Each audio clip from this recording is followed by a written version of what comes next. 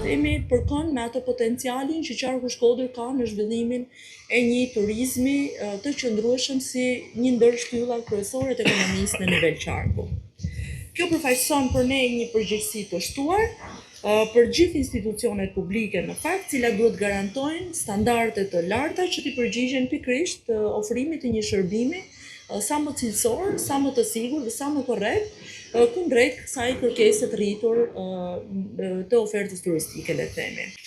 Në fokus të këtyre problematikave kemi garantimin e sigurisë në plazhe dhe në hapësira publike, administrimin dhe monitorimin e stacioneve të plazhit, monitorimin e aktivitetit të mjeteve lundruese në zona turistike, menaxhimin e trafikut rrugor dhe të parkimeve, sigurimin e furnizimit optimal sipas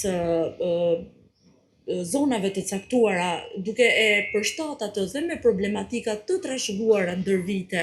me energji elektrike dhe me ujë të pishëm, menaxhimin efikas të mbetjeve urbane,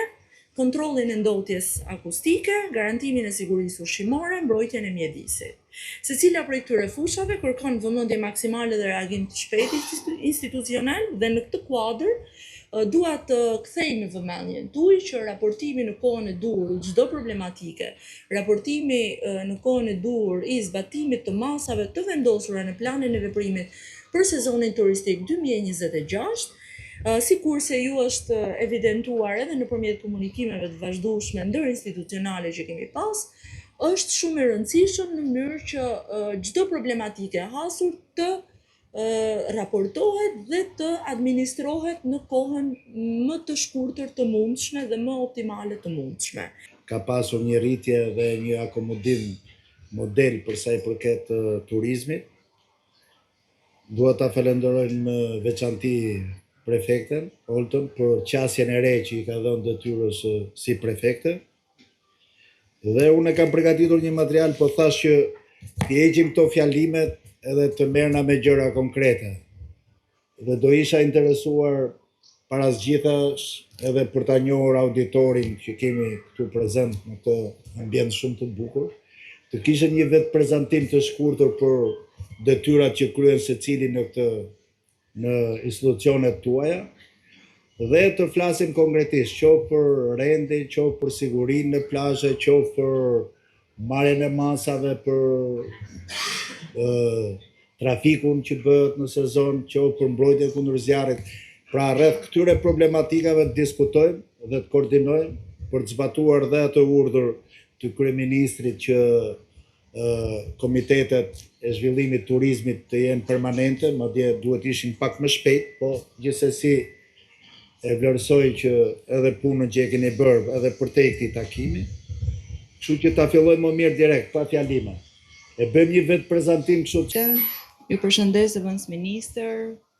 kryetar. Jam shumë e lumtur që jam sot këtu, jo vetëm në detyrën që mbaj si zëvendës ministre e turizmit, kulturës dhe sportit, por mbi të gjitha si mbes Shkodra. Shkodra ka një potencial të zhvillimit të jashtëzakonshëm të turizmit, edhe këto e kanë treguar edhe shifrat e fundit që neve kemi pasur, jo vetëm si vizitor në qytet, por edhe në trashëgimi kulturore, në kala, në muze, dhe këto shifra tregojnë që Shkodra është në rrugën e dur për zhvillimin e turizmit. Janë shumë faktorë që kanë ndikuar në këtë rritje, dhe është një rritje në fakt e qëndrueshme, dhe ajo çfarë është synimi ynë është që jo vetëm Shkodra, por gjithë Shqipëria të ketë një rritje të qëndrueshme të zhvillimit të turizmit. Dhe kjo reflektohet shumë qartë në numra, edhe pse ne publikojmë shumë shpesh shifrat. Në 2025 kemi pasur 12.5 milion vizitor. Sigurisht që kemi objektiv rritjen e numrave në total për gjithë territorin e Republikës së Shqipërisë, por rritja e numrit në vetvete e vizitorëve nuk është vetëm ky synimi ynë. Ne gjithashtu synojmë që të ketë një rritje të numrit të net qëndrimit të vizitorëve. Aktualisht e kemi mesataren 2.5 net dhe duam ta çojmë në 3.5 dhe në 4.5. Duke rritur numrin e net qëndrimit të vizitorëve, gjithashtu rrisim edhe okupancën vjetore të hoteleve. Pra, kemi synime të tjera përveç rritjes së numrit të shifrës së përgjithshme të rritjes së vizitorëve. Për ta garantuar këtë dhe për ta arritur këtë si qëllim dhe si objektiv, është i nevojshëm i gjithë kontributi juaj, i të gjithë institucioneve, sepse një turist kur vjen viziton, qoftë vizitor që kalon në Shkodër dhe nuk qëndron qoftë edhe turist cili flen 1 natë, 2 net apo 3 net apo vendos të bëj pushimet në Velipoj apo në Shkodër,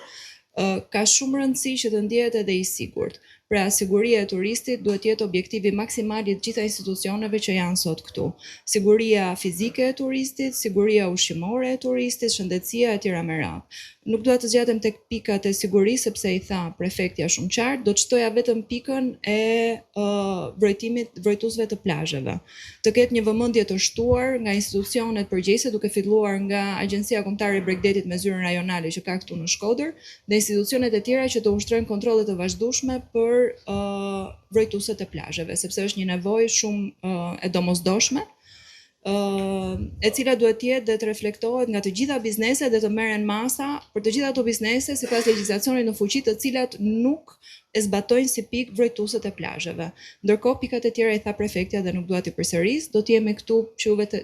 toni mendimet tuaja, shqetësimet tuaja, idetë tuaja dhe qoftë një sezon turistik sa më i mbar jo vetëm për Shkodrën, por për gjithë. Bashkia e Shkodrës ka marrë masat e nevojshme që ky sezon të jetë më i mirë sa i kaluari, pavarësisht se edhe sezoni i kaluar kishte nivele shumë të larta në numër, në cilësi, si edhe në rritjen e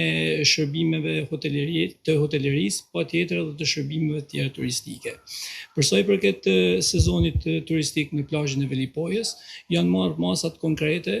me gjithë detyrat që parashikon VKM-ja për menaxhimin e plazheve publike dhe janë miratuar hartat, planvendosjet për gjitha parcelat dhe janë lidh kontratat për gjitha, janë miratuar planvendosjet për gjitha subjektet që kanë miratuar në AKB.